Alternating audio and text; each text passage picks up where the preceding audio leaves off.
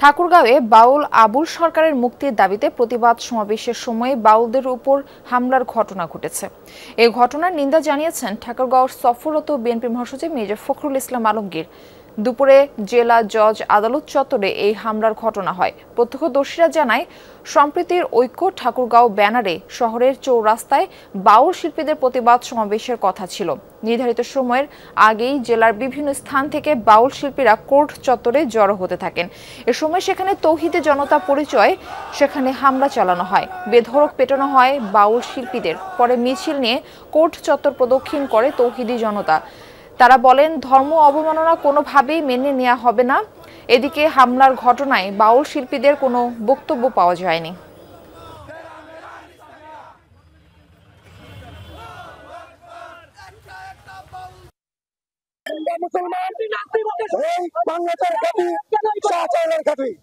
বাংলাদেশের ঘাঁটি মুসলমানের ঘাঁটি, ঘাঁটির মধ্যে নাস্তিক বাউল শিল্পীদের ভাই হবে না ইনশাআল্লাহ।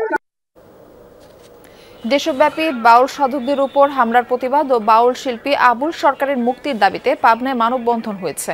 দুপুরে প্রেস ক্লাবের সামনে এই কর্মসূচি পালিত হয়। এ সময় বক্তারা দেশজুড়ে বাউলদের উপর হামলা নিপীড়নের তীব্র নিন্দা ও প্রতিবাদ জানান। সেই সাথে বাউল শিল্পী আবুল সরকারের নিঃশর্ত মুক্তির দাবিও জানান।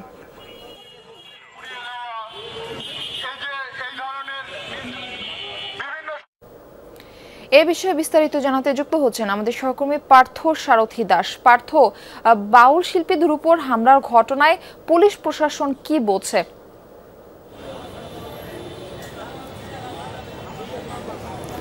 হ্যাঁ, আসলে বিষয়টি খুবই দুঃখজনক এবং প্রকাশ্যে এভাবে বাউলদের উপর আক্রমণ করা, সেটি আসলে শহর জুড়ে অনেকেই নিন্দা প্রকাশ করেছেন। এবং সেই সাথে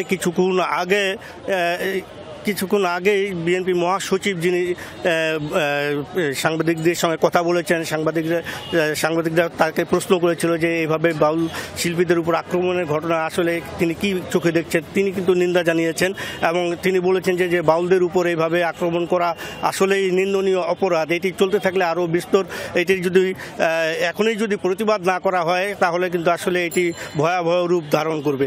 আর আমি এখন যেই স্থানে রয়েছি এইখানেই কিন্তু আসলে কিছুক্ষণ আগে বাউল শিল্পীরা প্রতিবাদ জানাতে যাওয়ার আগে তারা প্রস্তুতি গ্রহণ করছিল। সেই সময়ে আসলে কিছু সংখ্যক তৌহিদি জনতার ব্যানারে লাঠিসোঁটা নিয়ে তাদের উপর আক্রমণ চালানো হয়। তো আমি বাউল শিল্পীদের যিনি সমন্বয়ক তার সঙ্গে একটু কথা বলবো।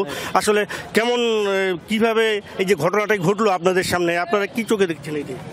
আচ্ছা, আসলে আজকে সারা দেশে বাউলদের উপরে যে নির্যাতন এবং বাউল আবুল সরকারকে যে মামলা দেওয়া হয়েছে তারই প্রতিবাদে বাউলরা আজকে সংগঠিত হচ্ছিল একটা নিরাপদ জায়গায়। এই যে কোর্ট চত্বরে তারা সংগঠিত হচ্ছিল, তাদেরকে আসলে একদল উচ্ছৃঙ্খল উগ্রবাদী তারা লাঠিসোঁটা নিয়ে তাদেরকে খুঁজে বেড়ানোর পরে এক পর্যায়ে চায়ের দোকানে তারা প্রস্তুতি নিচ্ছিল যে একটি প্রতিবাদ সমাবেশ করবে, কিন্তু তাদেরকে একবারে নির্মমভাবে মারপিট করা হয়।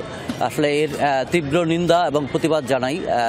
হ্যাঁ, আপনারা শুনলেন যে আসলে বাউল শিল্পীদের যিনি সমন্বয়ক তিনি নিন্দা জানিয়েছেন এবং বিএনপি মহাসচিবও কিন্তু এটি নিন্দা জানিয়েছেন।